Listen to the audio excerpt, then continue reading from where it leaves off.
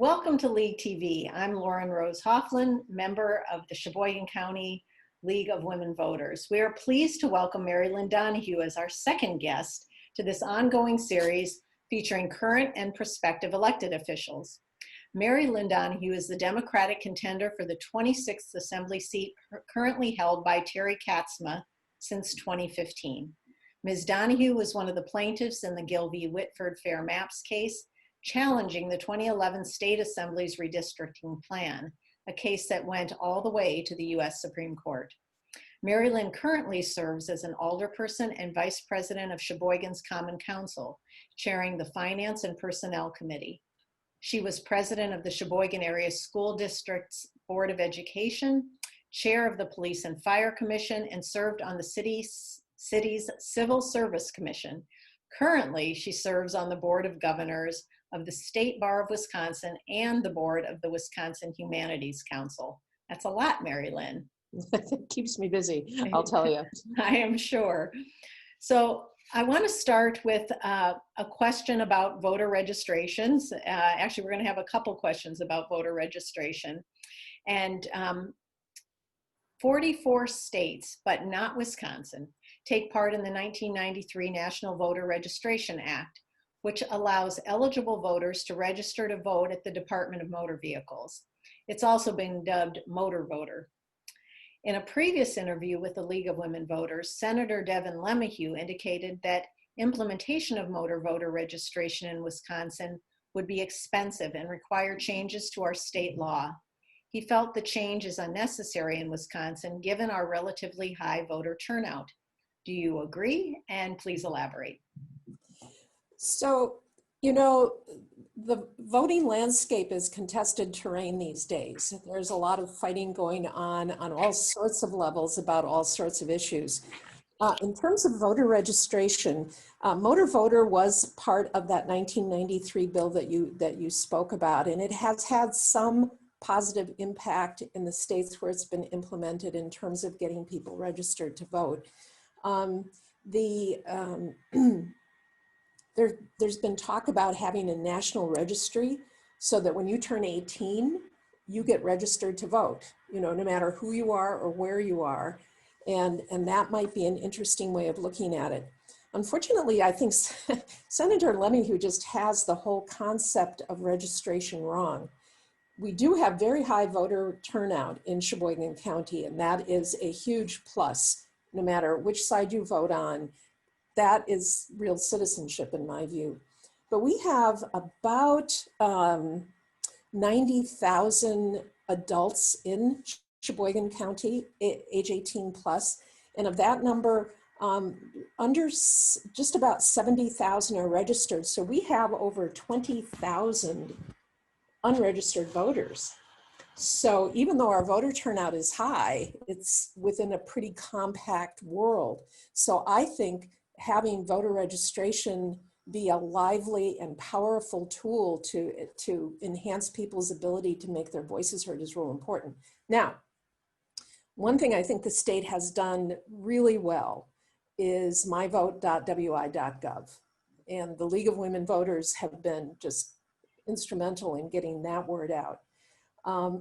For people who have computers or who are comfortable using their phones, myvote.wi.gov is a wonderful resource. The plain fact remains, however, is that there are a lot of people, when I'm knocking on doors these days, I find people who are not registered, and I say, wow, well, do you have a computer? We could just do this right now, and they don't have any internet access. So I think my vote is a good deal, but we paid a big price for it, which is the elimination of special deputy registrars. You may remember that, Lauren, where people could be trained and deputized by the municipal clerk and could go out and register people. And we used to do that at the library and really working with people who weren't computer savvy and so forth. So that doesn't exist anymore.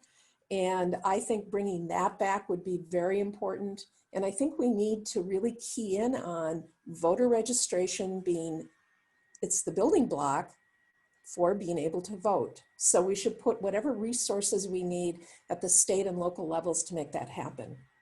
It's one of our main focuses is getting as many people, it's voter registration and access to the polls. Current Wisconsin voting laws require a photo ID. Mhm. Although many voters can use military IDs or passports and some university IDs, the only options for many of us are a driver's license or a DOT issued ID. Many Wisconsin DMV offices are open only a few days a month. No DMV offices are open before 7 a.m. or after 5 p.m., and only a handful have Saturday hours. Especially now during COVID, do you think the system is adequate to ensure every resident can easily obtain a compliant photo ID? And if not, what changes would you make? Okay, so I got a big answer because it's a big question. It And, is. and voter ID is, to me, the tip of the iceberg. And I'm going to speak here in a very partisan fashion because I feel so strongly that the Republican playbook, unfortunately, in the last decade has been to suppress the vote and to suppress the vote of people who might not be voting for them. And I think we need to just say that out loud. We need to acknowledge it, and we need to look at the various places that that pops up. So it pops up in trying to restrict early voting. It pops up in fighting tooth and nail about allowing absentee ballots to come in a little bit later in the context of a pandemic, by requiring people to get witness signatures. That's a difficult thing for some people who are living alone. Uploading a photo ID. You know, the lady at the door says, well, what does upload mean? So, you know, there's just systemic attempts at suppressing the vote. And gerrymandering, and we may be talking about that, is one of the most effective and one of the most powerful ways that the Republicans have been able to enact all of these things. So the plain fact is there is no voter fraud. There just isn't. And so to have a photo ID of sadly, I look a little different than I did 10 years ago. I wish I didn't, but I do. And men who grow beards or shave their heads or whatever. There are inbuilt checks and balances within the system to make sure people don't vote twice. The only thing I really liked in the changes was you had to sign a poll book. I felt that was a privilege, and I was happy to do that. But it's just deeply disturbing to me that voter ID is there. So if I'm elected, my deal is we got to get rid of this. We have to register people. We have to educate people about their duty as citizens to really participate in the democracy. And we need to stop making it so darn hard. So the recently formed People's Maps Commission, speaking of fair maps, is a new nonpartisan redistricting commission charged with drawing new maps for the legislature. Do you support this process for redistricting, and why or why not? So what happens when you have a totally gerrymandered legislature? Mary Lynn, I think most people know what gerrymandering is for sure, and you do such a good job of explaining it. So can we take a little side trip and you explain that? Thank you so much. And yes, I would be delighted. So once every decade, and we're going to be moving into that in 2021, the legislature is tasked with reapportioning and redistricting voting districts based on population changes and those concepts. This is the one person, one vote. One of the ways I explain that is that there was a lawsuit in the 60s that came out of a southern state where redistricting was supposed to happen once every 10 years. They hadn't done it in 40 years. And so in one district, one congressman represented 10,000 people, and in another district, a congressman represented 100,000 people. So this process of drawing districts is really important. But, and I will say this, and I always do when I talk about it, both Republicans and Democrats gerrymander or draw districts, legislative districts, in such a way to ensure that their party will always remain in power. And that's what happened in 2011. That is why the city of Sheboygan was sliced in half. Before the redistricting in 2011, the city of Sheboygan and Kohler and some areas to the south were part of the 26th Assembly. Well, in 2011, the legislature just cut it in half. So half of the city of Sheboygan is in the 27th and half the city is in the 26th. The result is it's very, very difficult for a Democrat to get elected in the 26th, although I hope to belie that notion. But in any event, I know it's a steep climb. So this process of drawing districts in such a way that you either pack a lot of people into one district of one party, or you crack a district in half like we were to make sure that your party stays in power forever, is essentially gerrymandering. And it's evil, and it's not good for democracy. Typically out of 99 members of the assembly now, there are only about 10 districts that are competitive. I mean, the district that I'm in is certainly not considered competitive. I'm making it competitive, but it's difficult. So how do we solve this problem? Well, the party in power doesn't want to solve it. I mean, this gives Robin Voss and Scott Fitzgerald an enormous amount of power. And we may talk a little bit later about how, I mean, I don't know where these guys are, but because they own the legislature, they don't really need to do much. So the People's Map Commission, this is structured kind of as the Arizona commission, to have citizens draw maps. And it's a partisan group, so you have some Republicans, you have some Democrats. I think that this is a way that Governor Evers can get people out talking about how bad this process is. It's inimical to democracy, and it has weakened democracy in Wisconsin, and we should not allow it to continue. So the problem I have, it's not a problem, but I think there's a better way of doing it. I like the Iowa redistricting model, and we could do it here. In Iowa, a nonpartisan state agency, which in Wisconsin would be the Legislative Reference Bureau, they draw the maps, and they are specifically instructed that they may not use political data to draw the maps. Mm-hmm. And which is totally different than the Republicans' process in 2011. The legislature has to approve it. It can go back and forth. So it's not as though the legislature and the governor are totally out of the process. But you start with clean maps.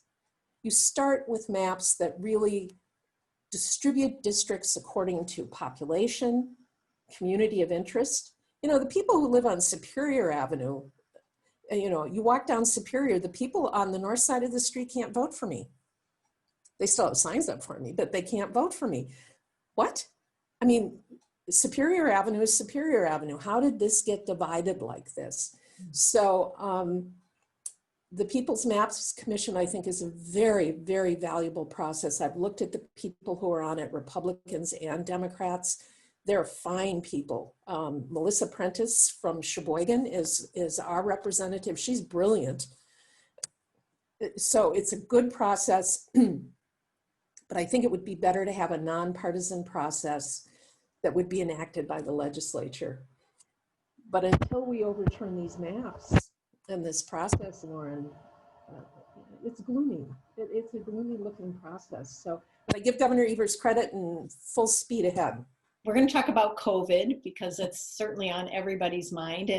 And at first glance, you would not think this is a political issue, but this is a political issue, or it has become a political issue. And in Wisconsin, our infection rate has placed us among the top few states for the past couple of weeks. I think we were the top state a couple of days over the last week or so, both in cases per capita and even total cases. So why do you think this is? Why are we so special? Isn't it scary when the New York Times calls Sheboygan County the second worst hotspot in the country? Yeah, it really is. Terrifying. And it's complex, and it is political. And I am not sure ultimately what is going to happen. But this, surprisingly, this is becoming to me one of the most critical issues in the campaign. So the legislature met in mid-April, and they passed in record time, the Assembly on one day, the Senate on another day, the proposal from Governor Evers, which is the way in a crisis, in my opinion, the executive and legislative branches should work. But do you know, they haven't been in session since. They gabbled in and out once on, Governor Evers has 9 police reform bills, and they spent all of 18 seconds in session, which to me is a terrific insult to the citizens of this state who pay their salary. Mm-hmm. But other than that, these folks, where's Terry Katsma? I mean, I don't know. I haven't seen or heard from Terry. I haven't seen or heard from any legislative leader. Scott Fitzgerald, where's Scott? I mean, I feel like we're playing Where's Waldo? And so as a result, the state of Wisconsin, what the legislature did is they sued to overturn Governor Evers' safer at home order. They could overturn the mask mandate by joint resolution, but they're not even willing to, they're not courageous enough to come forward and say, yeah, we don't think masks should be mandatory. There's another lawsuit, 2 lawsuits now, fronted by Republican law firms, or I shouldn't say that, conservative law firms, challenging those orders. And Robin Voss and Scott Fitzgerald just aren't around. You know, and I really speak from my heart on this. I think Terry Katsma is a really nice guy. And he has never been anything but polite and cordial to me. And I would expect most people that he comes in contact with. But I want to say to him, Terry, it's time to stand up. Either that or just give us back your salary. What have you been what have you been doing since April 15th? So I think Governor, you know, if I were governor, but I think Governor Evers has nothing to lose at this point by sharpening up the conflict and really asking legislators, if you don't like this, what do you like? Come on, let's talk about it. But because we're so heavily gerrymandered and because the legislature is so Republican at this point, they think they are invincible. And unfortunately, for all of us, you know, who have relatives or friends who have tested positive. I mean, in my family, my son, 2 days before he was set to go back to work, he was called back to work in Milwaukee, tested positive. Now he hasn't gotten sick, so we're really happy about that, but it's touching so many people. And I think we all, as citizens, have standing to say, come on, let's just do something. So I'm sorry, I get all worked up about this. You know, it's what drives me in this campaign, to be honest with you. So you alluded to the answer to this next question, and this is going to be our final question, and then I'll give you a little bit of time if you'd like to say anything else you'd like to. But what is your opinion of Governor Evers' efforts to curb the spread of COVID through the use of executive order? And if you were governor, what would be your strategy to protect the citizens of the state? I think his executive orders have been good. And the executive order from Secretary Palm was very good.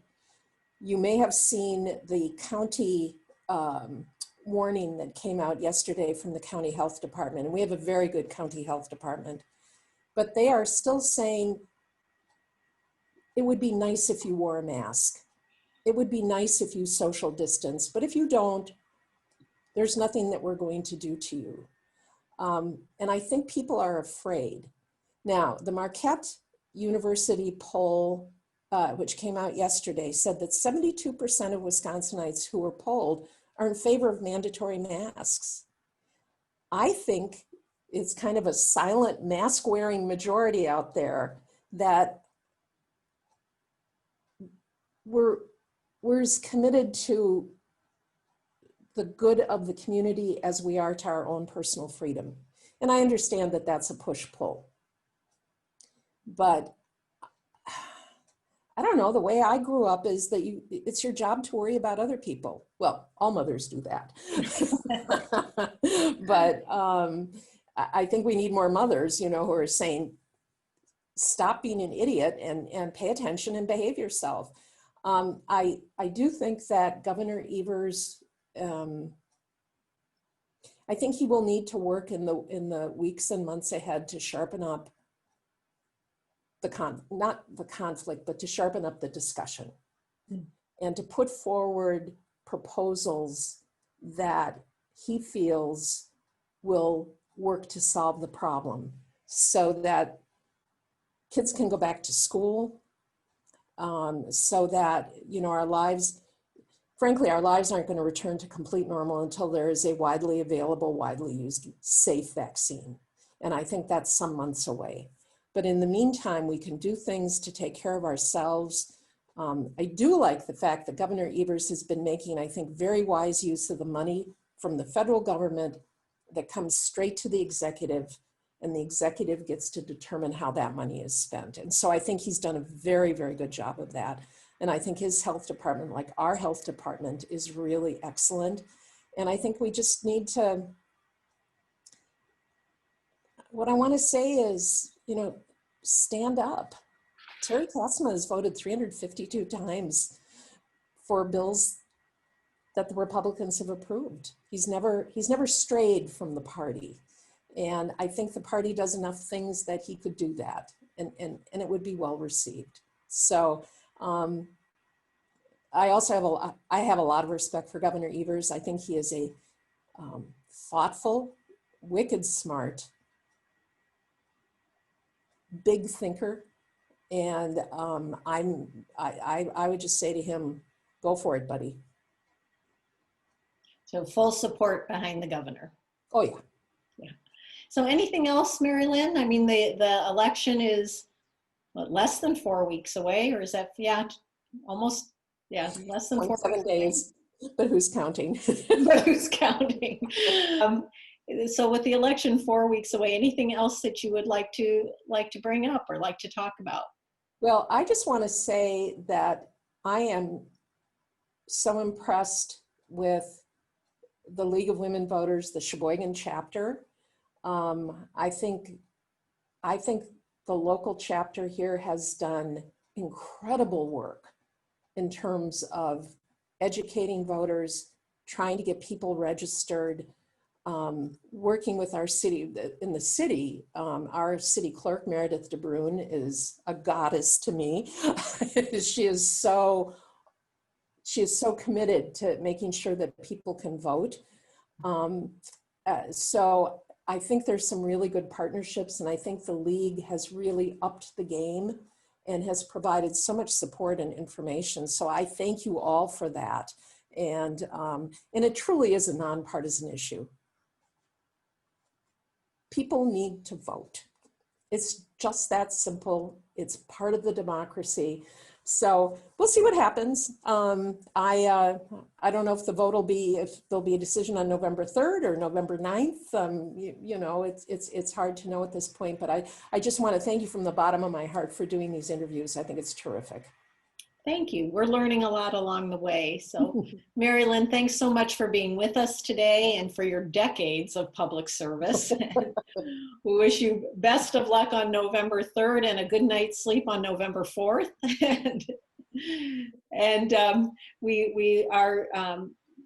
We have asked the contender, Terry Katsma. We hope he also will interview with us so we can get his perspective on those same questions. Thank you all for joining us today.